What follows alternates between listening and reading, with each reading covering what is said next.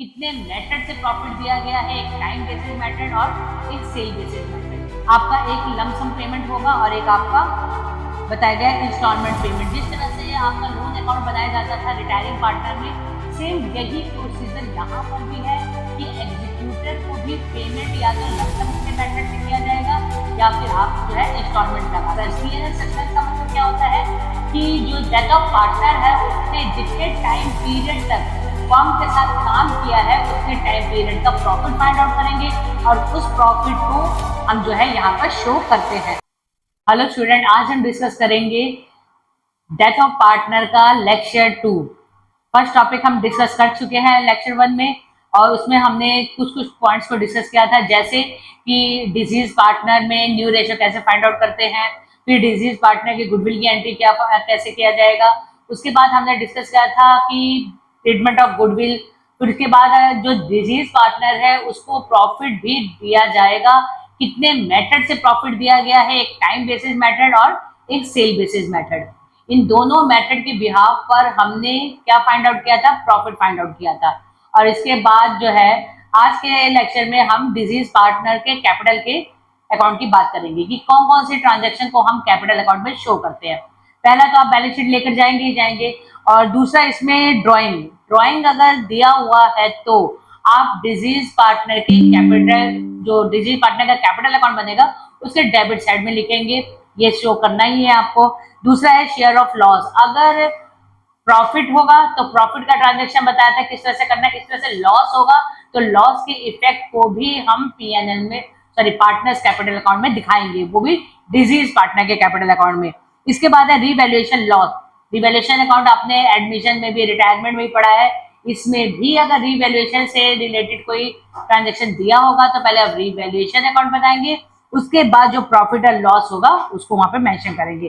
फिर goodwill adjustment, जाहिर सी बात है अगर फर्म एग्जिस्टिंग गुडविल दिया होगा या कुछ राइजिंग गुडविल दिया होगा या फिर आपको जो डेथ ऑफ पार्टनर है उसका भी गुडविल फाइंड आउट करेंगे और फिर उसको डिस्ट्रीब्यूट किया जाएगा। तो गुडविल के एडजस्टमेंट को भी हम अपने डिजीज पार्टनर के कैपिटल अकाउंट में शो करेंगे। फिर उसके बाद है डिस्ट्रीब्यूशन ऑफ रिजर्व या एक्युमुलेटेड प्रॉफिट। इसका मतलब क्या है कि बैलेंस शीट में जो भी चीज होगा उन सभी को डिजीज पार्टनर को भी दिया जाएगा ओल्ड रेशियो में। ओके, फिर आपका बताया गया payment of retiring at deceased partner. Deceased partner जैसे पार्टनर अगर रिटायर होता है तो उसका जो पेमेंट कैसे किया जाता है, या तो बाय कैश देंगे या फिर लोन में ट्रांसफर कर दिया जाता है। और डिजीज पार्टनर में क्या होगा, उसके अमाउंट को कहाँ ट्रांसफर कर दिया जाएगा, एग्जीक्यूटर के नाम से। ठीक, फिर आपका एक टॉपिक है adjusted capital. Adjusted capital new ratio, तो यहाँ पर आपने रिटायरमेंट में ही पढ़ा था एडजस्टेड कैपिटल कैसे होते हैं, कुछ केसेस बताए थे, उस केसेस के बिहाफ पर सेम वही प्रोसीजर यहाँ पर भी अप्लाई होगा अगर एडजस्टेड कैपिटल से रिलेटेड क्वेश्चन आप इसमें पढ़ेंगे तो। ठीक, तो नेक्स्ट टॉपिक क्या है आपका, नेक्स्ट टॉपिक में बताया गया है payment amount due to executor deceased. Okay, जो एग्जीक्यूटर है, एग्जीक्यूटर कौन है, डेथ ऑफ पार्टनर का जो नॉमिनी है, उसको क्या क्या दिया जाता है, ये सारी चीजें जो इससे पहले टॉपिक में हमने डिस्कस किया था, सेम यही वही चीज जो है यहाँ पर भी है कि गुडविल दिया जाता है, एक्युमुलेटेड प्रॉफिट दिया जाएगा, रीवैल्यूएशन दिया जाएगा, फिर आपका बैलेंस आएगा, ड्राइंग आएगा, सैलरी आएगा, कमीशन आएगा, प्रॉफिट आएगा। ये सारी चीजें हम डिजीज पार्टनर के एग्जीक्यूटर को पे करते हैं। ओके, नेक्स्ट पॉइंट क्या है आपका, नेक्स्ट टॉपिक में बताया गया है कि पेमेंट होगा कैसे।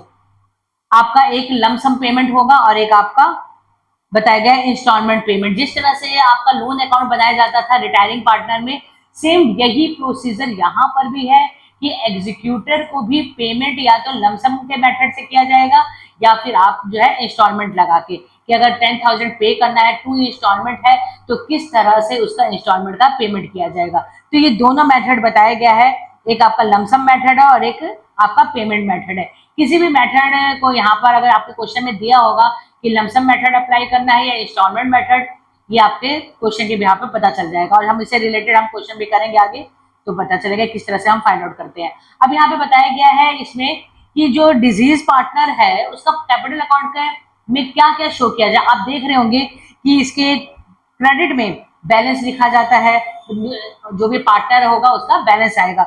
Loss of loan of partner, अगर पार्टनर का कोई लोन है, बैलेंस शीट के लाइबिलिटी साइड में लोन है तो उस पार्टनर ने लिया होगा तो लोन भी दिखाया जाएगा, और उस लोन पर इंटरेस्ट अगर होगा तो इंटरेस्ट और लोन भी पे किया जाएगा। फिर आपका क्या है, पीएनएल सस्पेंस। पीएनएल सस्पेंस का मतलब क्या होता है कि जो डेथ ऑफ पार्टनर है उसने जितने टाइम पीरियड तक फर्म के साथ काम किया है उतने टाइम पीरियड का प्रॉफिट फाइंड आउट करेंगे, और उस प्रॉफिट को हम जो है यहाँ पर शो करते हैं। तो आपको प्रॉफिट निकालने का मेथड दो बताया था, एक टाइम बेसिस मेथड और एक आपका सेल बेसिस मेथड है। फिर आपका जो अगर रीवैल्यूएशन होगा तो रीवैल्यूएशन का गेन अगर होगा क्वेश्चन में तो आप उस गेन को भी यहाँ पर मेंशन करेंगे। फिर क्या है, एक्यूमुलेटेड प्रॉफिट। एक्यूमुलेटेड प्रॉफिट का मतलब क्या हो जाएगा कि बैलेंस शीट की डेबिट लायबिलिटी साइड में जो भी आपका जैसे जनरल रिजर्व है, पीएनएल है, या कोई भी रिजर्व फंड है, उन सबको भी यहाँ पर लिखा जाता है। फिर आपका profit and loss, interest on capital. Okay, partner को यहाँ पर इंटरेस्ट ऑन कैपिटल भी दिया जाता है। रिटायरिंग में ऐसा नहीं था, रिटायरिंग भी ऐसा नहीं था, उसने पूरे टाइम पीरियड के साथ फर्म के साथ काम किया है और पूरा टाइम खत्म होने के बाद उसको जो जो था वो मिल गया। लेकिन डेथ ऑफ पार्टनर में ऐसा नहीं है। डेथ ऑफ पार्टनर में अचानक किसी की डेथ हो जा रही है तो उतने टाइम पीरियड तक जो जो काम किया है उसने, उसमें इंटरेस्ट ऑन कैपिटल भी दिया जाता है, सैलरी भी दिया जाता है, कमीशन, ये सारी चीजें। ओके, यहाँ पे लास्ट में लिखा है सैलरी एंड कमीशन। डेबिट में क्या आएगा आपका, अगर डेबिट बैलेंस दिया होगा तो डेबिट बैलेंस आ जाएगा, करंट अकाउंट अगर आपका एसेट्स में मेंशन होगा तो वो भी आ सकता है। लोन ऑफ पार्टनर होगा, रीवैल्यूएशन का अगर लॉस होगा तो वो दिखाया जाएगा।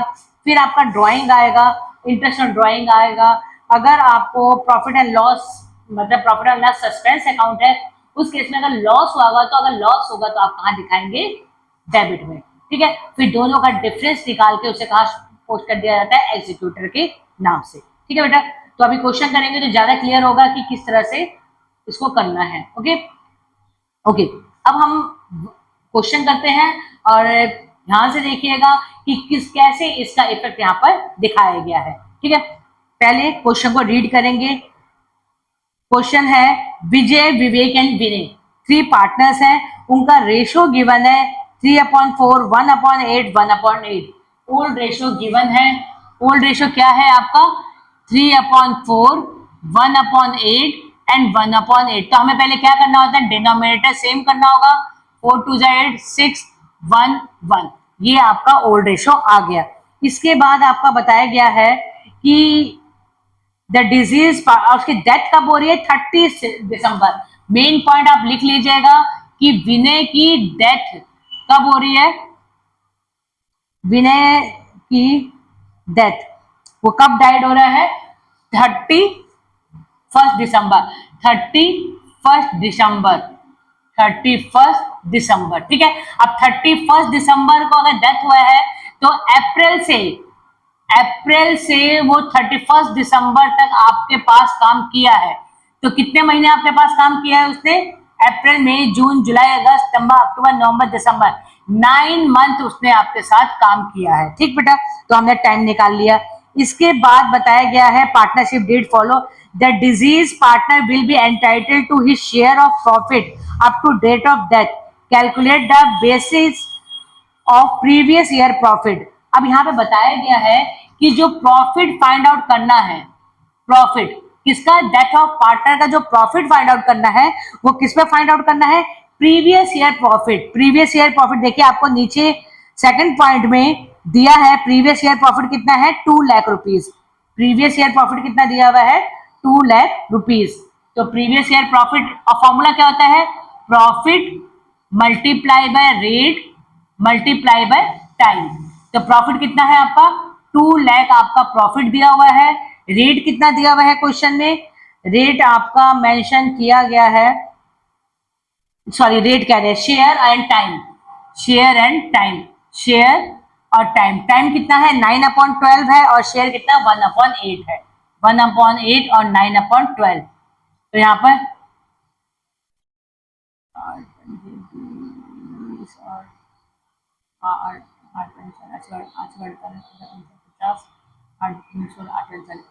कितना आएगा आपका मल्टीप्लाई करने पर, अब आएगा 18750। ये क्या आ गया हमारा प्रॉफिट।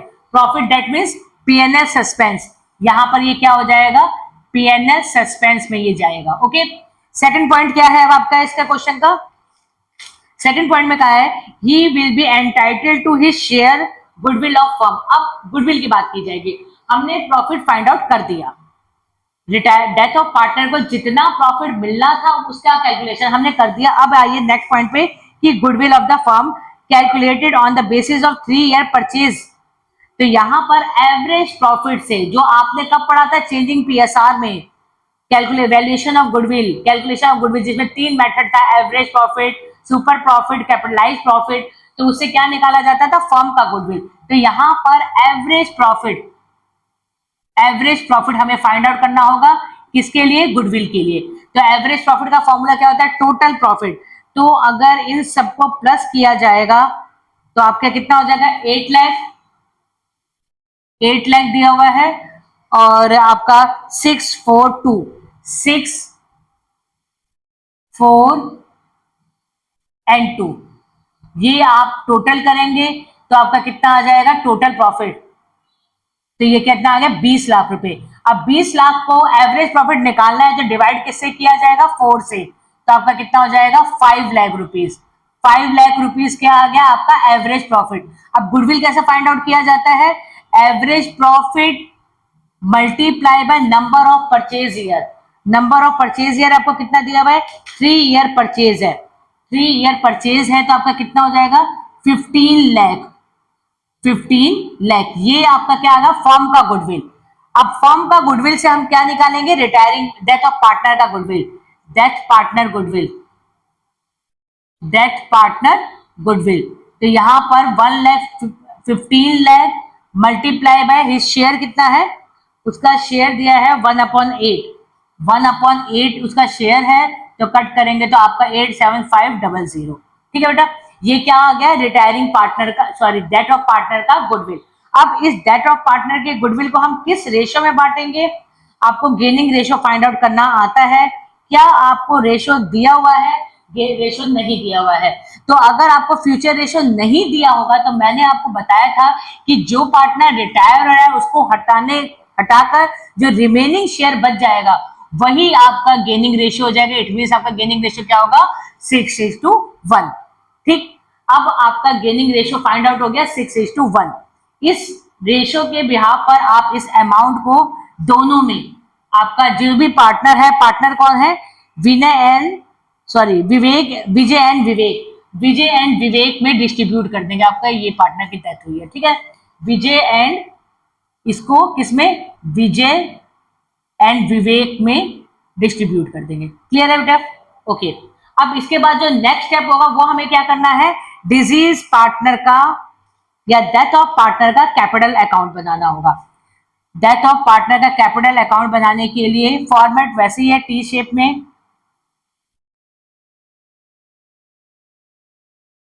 ठीक, सबसे पहले हम क्या लिखते हैं,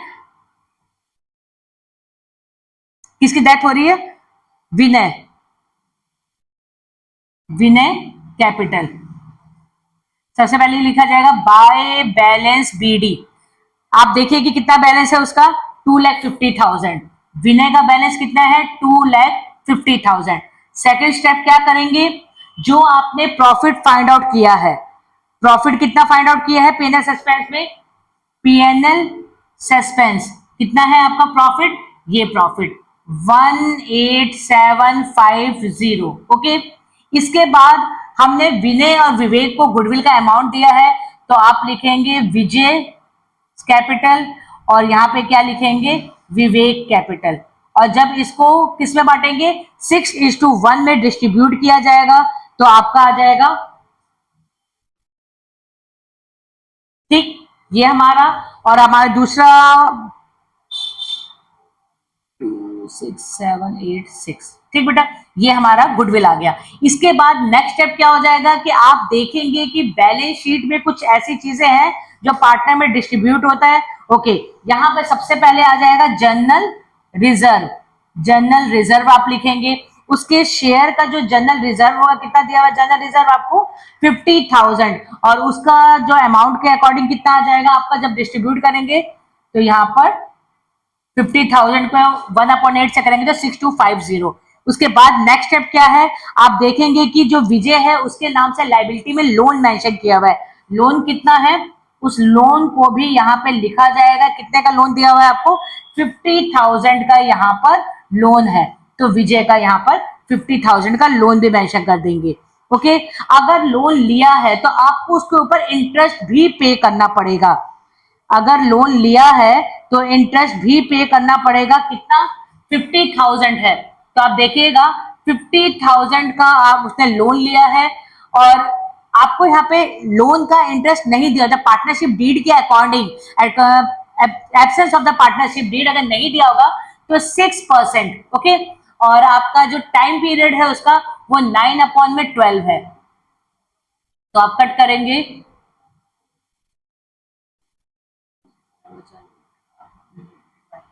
2250। कितना आ जाएगा यहाँ पे? 2250 bye interest on loan 22 and 50। Clear? ये आपके पॉइंट्स यहाँ पे आ गए हैं। ठीक, अब आप डेबिट में आ जाइए। डेबिट में कौन कौन सी चीजों को हम लिखते हैं, पहले आप देख लीजिए कि क्या कुछ ऐसी चीजें दी हुई है। हाँ, यहाँ पे डेथ ऑफ पार्टनर का ड्राइंग मेंशन किया गया है। कितना ड्राइंग है? 2 ड्राइंग। कितना ड्राइंग दिया गया? 18,000। यहाँ पर 18,000 जो है ड्राइंग मेंशन किया गया है। अगर इंटरेस्ट ऑन ड्राइंग निकालना होता है तो, लेकिन इंटरेस्ट ऑन ड्राइंग का कोई रेट नहीं दिया हुआ है, तो इंटरेस्ट ऑन ड्राइंग भी नहीं आएगा। रिवैल्यूएशन से रिलेटेड कोई पॉइंट दिया ही नहीं होता, रिवैल्यूएशन भी नहीं आएगा। और आपके एसेट साइड में, बैलेंस शीट में भी कोई ऐसा इफेक्ट नहीं है जो यहाँ पर आए। तो इसके बाद जो है आप यहाँ पे बैलेंस करेंगे, और बैलेंस किसके नाम से? विनय के एग्जीक्यूटर, विनय का एग्जीक्यूटर। ठीक है, विनय के एग्जीक्यूटर को पे करना है। तो कितना अमाउंट? दोनों साइड का डिफरेंस करके जो बैलेंस आएगा उसी बैलेंस को यहाँ पर मेंशन कर दिया जाएगा। ठीक है, आप डेबिट और क्रेडिट दोनों साइड का डिफरेंस करेंगे। दोनों साइड का डिफरेंस करने के बाद जो भी वैल्यू आएगा उस वैल्यू को यहाँ पर मेंशन करेंगे। ओके, फिर से देखिए, सबसे पहले आपको ओल्ड रेशियो गिवन है। ओल्ड रेशियो तीनों का है तो डिनोमिनेटर हमें सेम करना होगा। सेकेंड स्टेप में हमें क्या देखना होगा कि किस पार्टनर की डेथ हो रही है और कब हो रहा है। तो हमें पता चला है कि 31 दिसंबर, तो अप्रैल से लेकर 31 दिसंबर तक वो आपके साथ काम किया है। इट मीन 9 मंथ का आपको उसे प्रॉफिट देना होगा। प्रॉफिट कैसे कहा हुआ है कि लास्ट ईयर प्रॉफिट, तो लास्ट ईयर प्रॉफिट कितना है? 2 lakh share and time calculate किया, तो ये हमारा प्रॉफिट आ गया, जिसे हम पीएनएल सस्पेंस के नाम से जानेंगे। फिर गुडविल हमें फाइंड आउट करना है। किस मेथड से गुडविल फाइंड आउट करना है? Average profit method. Average profit का मतलब ही क्या होता है? Total profit divided by number of year. तो total profit divided by number of year 50, sorry, आपका आ गया 5 लाख रुपीज एवरेज प्रॉफिट। उस एवरेज प्रॉफिट को 3 से परचेजिंग ईयर से मल्टीप्लाई करेंगे तो हमारा फर्म का गुडविल आ जाएगा। अब फर्म का गुडविल को किससे मल्टीप्लाई करते हैं? डेट ऑफ पार्टनर के शेयर से मल्टीप्लाई किया है, तो हमें डेट ऑफ पार्टनर का गुडविल भी फाइंड आउट हो गया। उस गुडविल को हम किस रेशो बांटेंगे? गेनिंग रेशो में। तो हमने गेनिंग रेशो, और फिर जो जो चीजें पार्टनर्स कैपिटल अकाउंट में दिखाई जाती हैं वो सारी चीजें हमने यहाँ पर मेंशन कर दिया। ओके, तो इसके बाद हम नेक्स्ट टॉपिक क्या है? नेक्स्ट क्वेश्चन है हमारा। नेक्स्ट क्वेश्चन दिया हुआ है,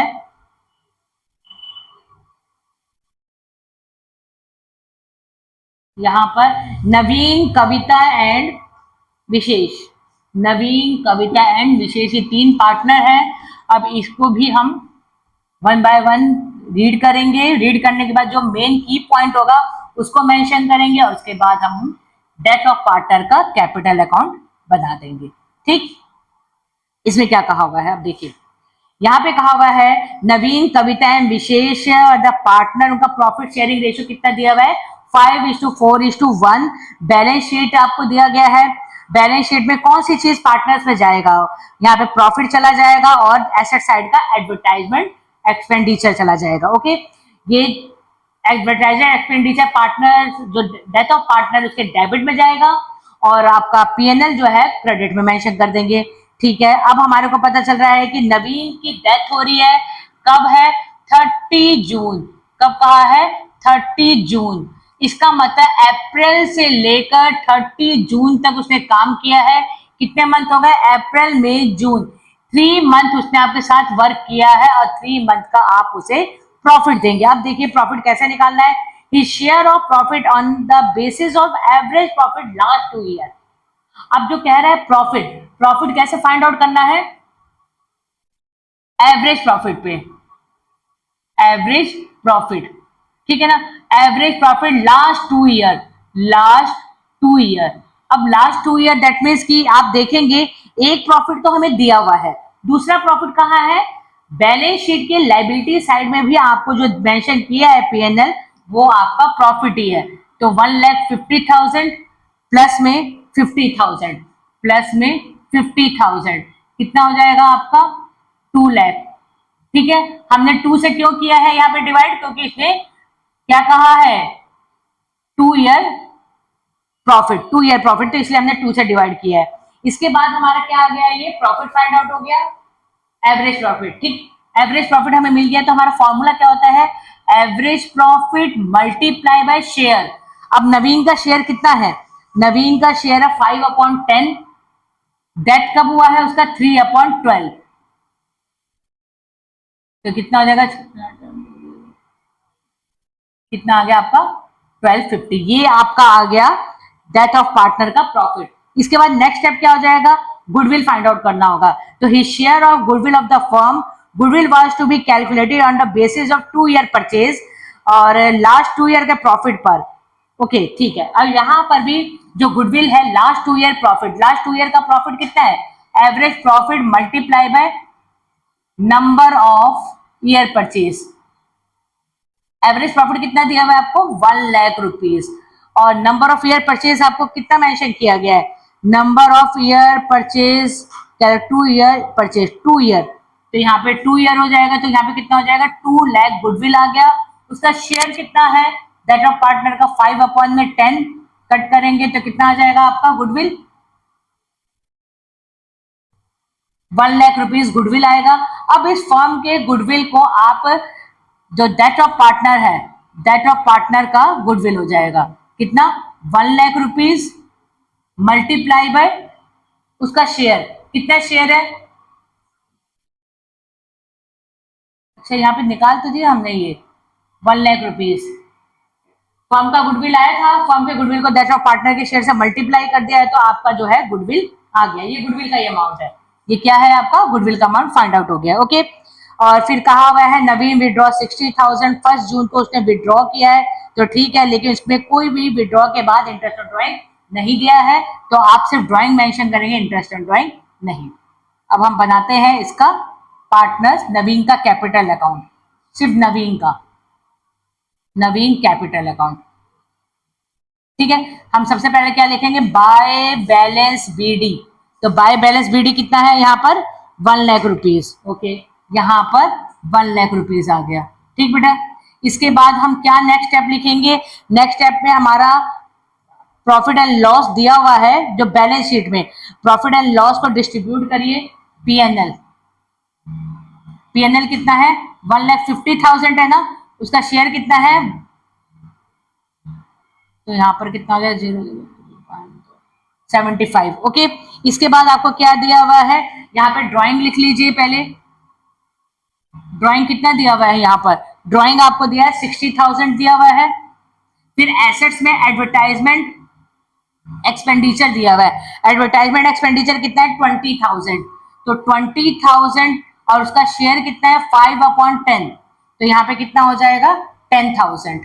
ठीक, इसके बाद हमारा क्या हो जाएगा PNL suspense, by PNL suspense, PNL suspense आपने निकाला है 12,500। ओके, इसके बाद हम जो गुडविल ये डिस्ट्रीब्यूट करना है, गुडविल किस पे डिस्ट्रीब्यूट करना है हमें, कविता एंड विशेष में, तो कविता एंड विशेष 1,00,000 की गुडविल को हम अगर कोई रेशो नहीं दिया हुआ तो ओल्ड रेशो का ही जो बचेगा वो आपका गेनिंग रेशो हो जाएगा, और उसमें अगर डिस्ट्रीब्यूट करेंगे तो हमारा कविता का कितना आ गया 80,000 और यहाँ पर आपका आ गया 20,000। ओके, इसके बाद आपका कोई ऐसा इफेक्ट नहीं है जिसे हम अपने दिखाए, आपने पीएनएल दिखा दिया, प्रॉफिट दिखा दिया, सस्पेंस अकाउंट दिखा दिया, गुडविल से रिलेटेड ट्रांजेक्शन, ये दोनों किससे है, ये आपका गुडविल से रिलेटेड ट्रांजेक्शन है, आप इसको लिखेंगे, ड्राइंग मेंशन कर दिया यहाँ पर। ये अब क्या जो बैलेंस आएगा नवीन के एग्जीक्यूटर को पे कर देना है, जो भी बैलेंस आएगा, ठीक है ना, यहाँ पर मेंशन कर देंगे। ठीक बेटा, तो यह आपका नवीन का कैपिटल अकाउंट भी हो गया। अब अगले स्टेप में क्या करेंगे कि जो वैल्यू हम ये फाइंड आउट कर रहे हैं एग्जीक्यूटर को, अब ये एग्जीक्यूटर को हम पेमेंट करना सीखेंगे कि कैसे एग्जीक्यूटर को पेमेंट करते हैं। इस जैसे आपने रिटायरमेंट में लोन अकाउंट बनाया था, सेम एज वही प्रोसीजर यहां पर भी अप्लाई होगा।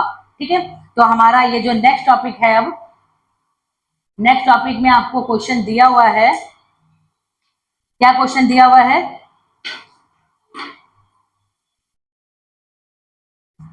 इस क्वेश्चन को आप रीड करिए, आपको देखेंगे कि इसमें ऑलरेडी आपको जो एग्जीक्यूटर का अमाउंट है वो दिया हुआ है, अब उसका पेमेंट करना है। जैसे आपको बताया गया था कि आप लमसम पेमेंट या इंस्टॉलमेंट पेमेंट करना होगा, तो सेम प्रोसीजर यहाँ पे यही है। यहाँ पे क्या है कि किसकी डेथ हो रही है? सी की डेथ हो रही है, ओल्ड रेशो दिया है, कब डेथ हो रही है? 30 जून को डेथ हो रहा है। ठीक है, अब देखिए एक चीज को समझिए आप, हमारा फाइनेंशियल ईयर कब शुरू होता है? 1 अप्रैल को। ठीक बेटा, फाइनेंशियल ईयर कब शुरू हो रहा है? 1 अप्रैल को शुरू हो रहा है। ठीक, 1 अप्रैल 30 जून को इसकी डेथ हो गई है। ठीक, और एंड कब होगा हमारा? 31 मार्च, 31 मार्च। ठीक बेटा, इसके बाद जब हमारा एग्जीक्यूटर को पेमेंट का करेंगे, तो आप जिस समय डेथ हो रही है वहां से आप उसका पेमेंट स्टार्ट करेंगे। इसका मतलब आपका जो फर्स्ट इंस्टॉलमेंट का जो इंटरेस्ट बनेगा, ये कितना है? 9 मंथ, जून, जुलाई, अगस्त, सितंबर, अक्टूबर, नवंबर, दिसंबर, जनवरी, फरवरी, नहीं जून तो नहीं लेंगे, जुलाई, अगस्त, सितंबर, अक्टूबर, नवंबर, दिसंबर, जनवरी, फरवरी, मार्च, 9 महीना इधर इंटरेस्ट आप पे करेंगे, क्योंकि जितना भी एग्जीक्यूटर को पेमेंट करना है विद इंटरेस्ट के साथ पेमेंट करना है। तो जिस दिन से उसकी डेथ हुई है उस दिन से लेकर 31 मार्च तक तो आपका 9 मंथ हो रहा है।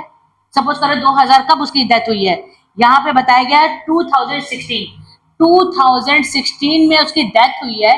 तो आप जो इंटरेस्ट का पेमेंट करते हैं वो तो पूरा 12 मंथ का पेमेंट करते हैं। जब पूरा 12 मंथ का अगर पेमेंट किया जाएगा तो यहाँ पे 9 मंथ ही हो रहा है ना।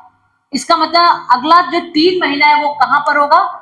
2017 में आ जाएगा, यहाँ पर 3 मंथ, तब जाके आपका पूरा 12 मंथ का इंटरेस्ट होगा। तो इस बात पे ध्यान रखिएगा कि अगर जो डेथ ऑफ पार्टनर अगर उसका डेथ 1 अप्रैल होता तो 1 अप्रैल से मार्च तक कोई दिक्कत नहीं, इजी रहता है। लेकिन जब बीच में डेथ होता है ना, जुलाई, अगस्त, तो आप अगर अगस्त होगा, सपोज करो अगर उसका डेथ आप जून में ना होगे, 31 अगस्त को होता है, तो 31 अगस्त से 31 मार्च तक पहले आप इतने महीने की पेमेंट करेंगे। कब? 2016 में। मतलब अगस्त, सितंबर, अक्टूबर, नवंबर, दिसंबर, फरवरी, मार्च, 7 मंथ का पेमेंट करेंगे। और रिमेनिंग जो आपका बच गया है वो कब होगा? आपका अप्रैल से लेकर अगस्त तक। तो 5 मंथ, यहाँ पे कितना हो जाएगा? 5 मंथ। ठीक है, इस तरह से। ओके, इस तरह से यहाँ पे। तो अगर बीच में डेथ हुई है तो इस बात को ध्यान रखना कि हम मंथ को कैसे कैलकुलेट करेंगे और इसका पेमेंट कैसे करना है। ठीक, चलिए जैसे देखिए इसका कैसे बनाएंगे, आप पूरा फॉर्मेट वैसे ही बनाएंगे।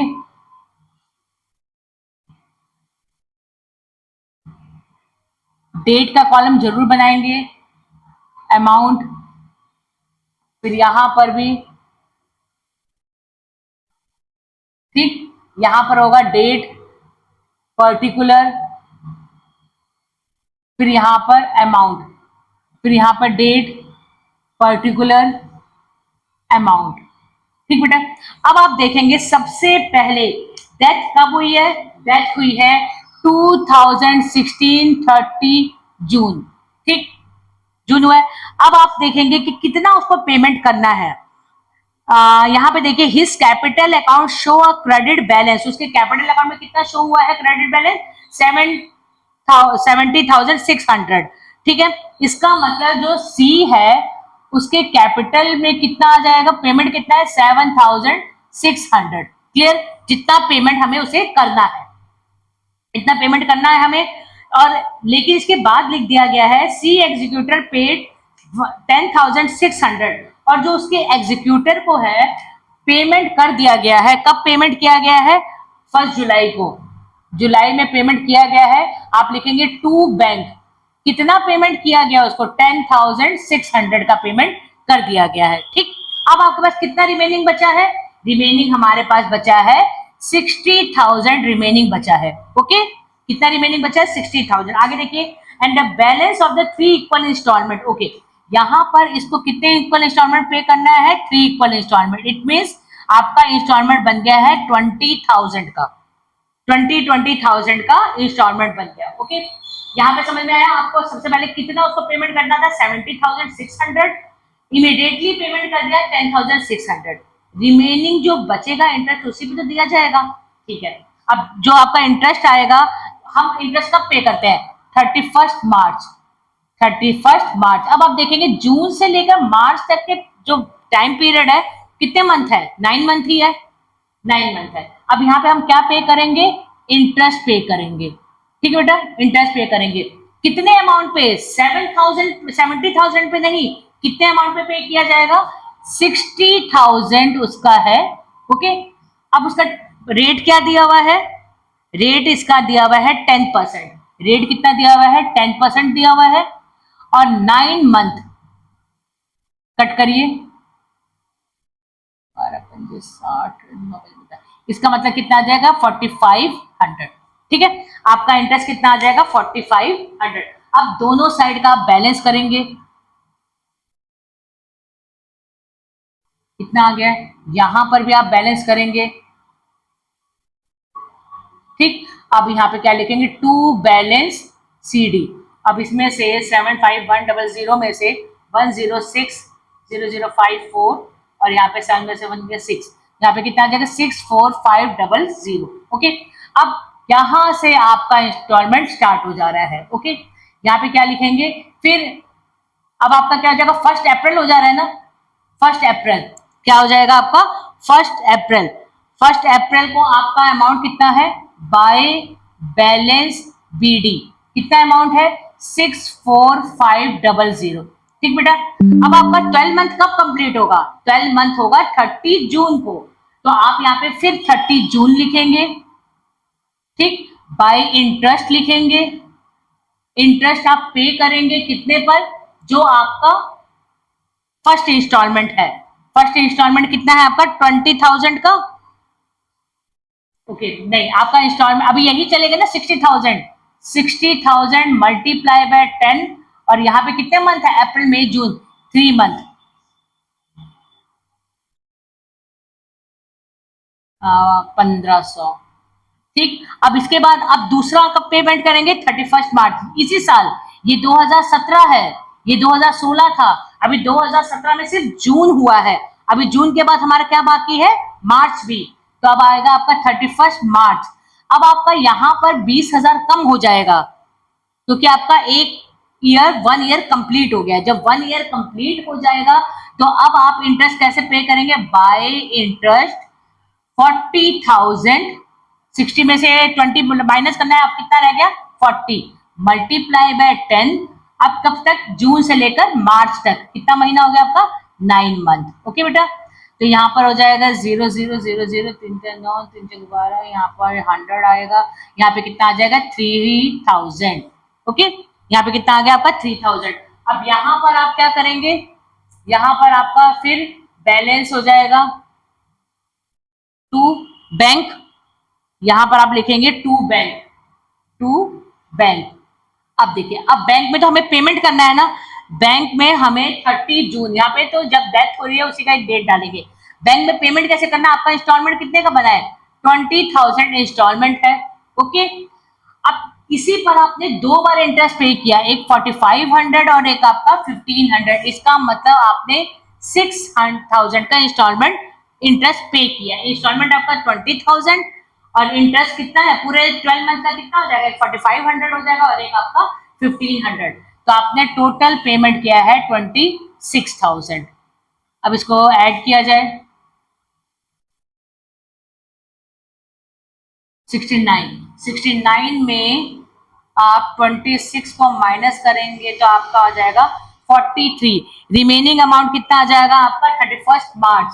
ये आपका 31 मार्च होगा, 31 मार्च, क्योंकि एंड तो तभी होगा ना 31 मार्च को ही। CD कितना आ जाएगा आपका 43,000। ओके बेटा, फिर इसके बाद आपका ये अमाउंट इस दिस ईयर 2017 कंप्लीट हो जाएगा 69,000। फिर इसको यहाँ पर लेकर आएंगे।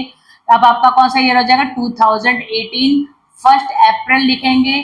क्या लिखा जाएगा, बाय बैलेंस BD कितना है आपका 43,000। ठीक बेटा, फिर 43,000 पे फिर आप 30 जून जब उसकी डेथ हुई है तब आप उसको इंटरेस्ट पे करेंगे। इंटरेस्ट कितना है आपका, कितना है इंटरेस्ट 60 40 20, लास्ट कहाँ हुआ था 40 पर, तो आप यहाँ पे कितना लिखेंगे 40,000 मल्टीप्लाई बाय 10। ओके, 9 मंथ यहाँ पे हो गया, तो रिमेनिंग मंथ कितना हो जाएगा 3 अपॉन में 12, तो आपका कट जाएगा तो कितना हो जाएगा 100, तो ये आपका कितना आ जाएगा 1000। ओके, अब आपका 1 ईयर कंप्लीट हो गया, तो उसके बाद आप फिर एक इंस्टॉलमेंट माइनस करके 31 मार्च को आप बाय इंटरेस्ट कितने पर 20,000 मल्टीप्लाई बाय 10 और मल्टीप्लाई बाय 9। ठीक, 0 0 12 4 20 यहाँ पे आ गया 1500। ठीक बेटा, इसके बाद आप यहाँ पे क्या लिखेंगे, यहाँ पर आप मेंशन करेंगे 30 जून मेंशन करेंगे। बैंक से पेमेंट करनी है सेकंड इंस्टॉलमेंट की 2000, तो आपका इंस्टॉलमेंट ही है। इंटरेस्ट कितना है आपका, इंटरेस्ट 3000 एंड 1000 4000, तो आपका यहाँ पे कितना आ जाएगा 24,000। ओके, 24,000 आएगा। रिमेनिंग आपका कितना बच जाएगा 31 मार्च को बचेगा टू बैलेंस CD। रिमेनिंग जो भी बचेगा, अब इसका लास्ट ईयर का पेमेंट आप खुद करेंगे, वो आपके होमवर्क में होगा। आई थिंक कि आपको समझ में आया होगा कि किस तरह से यहाँ पे 9 मंथ हो रहा है और कैसे आपका 3 मंथ हो रहा है। देखिए, पहले तो आप देखेंगे टोटल कितना कैपिटल है उसका। ठीक है, हमने कैपिटल लिख दिया। ओके, पहले सबसे पहला स्टेप होगा उसके डेथ कब हो रही है। डेथ उसका हो रहा था 30 जून को, तो 30 जून इसका मतलब हम बना लेंगे कि पहले तो जून से दिसंबर, ऐसे कभी मत चलिएगा कि अप्रैल से जून, नो, डेथ कब हुई है, तो डेथ जब से हुई है उसका मार्च तक और फिर मार्च से अप्रैल तक, इस तरह से सेटअप किया जाता है। तो पहले अगर पेमेंट हुआ है कुछ तो पेमेंट को माइनस कर देंगे, रिमेनिंग अमाउंट का आप इंस्टॉलमेंट बना लीजिए। इंस्टॉलमेंट बनाया तो पहला इंस्टॉलमेंट तो 60,000 पे दिया जाएगा, तो आपने 60 पे 9,000 पे किया। इसके बाद आपका ये ईयर कंप्लीट हो जाता है 31 मार्च को, तो आपने बैलेंस किया। बैलेंस करने के बाद फिर आप जो रिमेनिंग अमाउंट है उसको लेकर आए, तो ऊपर 9 मंथ का हुआ था, तो रिमेनिंग अभी 3 मंथ बचा था ईयर कंप्लीट होने के लिए। फिर हमने 60,000 पे इंटरेस्ट फाइंड आउट किया, इंटरेस्ट निकाला। हमारा 30 जून को हुआ, तो लेकिन हमारा ईयर 30 जून को कंप्लीट नहीं होता है, ये तो हमारा 31 मार्च को होता है। तो ठीक है, 30 जून तक हम यही मानेंगे कि जो उसका 12 मंथ है वो आपका कब से हो रहा है, जून से जून तक हो रहा है, जून से जून। लेकिन बीच में आपका एक मार्च आ जा रहा है, तो उसको आप फाइनेंशियल ईयर का एंड करके मंथ डिवाइड करेंगे। फिर 60 में से 40 गया, क्यों रिमेनिंग 40 बचा, क्यों, क्योंकि आपका इंस्टॉलमेंट कितने का बना था 20,000 का। 60 में से 20 माइनस किया 40, फिर 9 मंथ का लगाएंगे, फिर अगले साल फिर 3 मंथ का लगाएंगे, फिर 20 माइनस करेंगे, फिर आप 9 मंथ का लगाएंगे, फिर आप 3 मंथ का फाइंड आउट करेंगे। पेमेंट हमेशा बैंक से किया जाएगा, जितना भी आपका इंटरेस्ट है वो ऐड करके आप पेमेंट उसका कर देंगे, तो रिमेनिंग अमाउंट आपका फाइंड आउट हो जाएगा। तो ये था हमारा डेथ ऑफ पार्टनर का लास्ट टॉपिक। और आज जो है आपका रिटायरमेंट और डेथ, ये दोनों पॉइंट जो है कंप्लीट हो गए, क्योंकि रिटायरमेंट और डेथ दोनों एक ही चैप्टर है।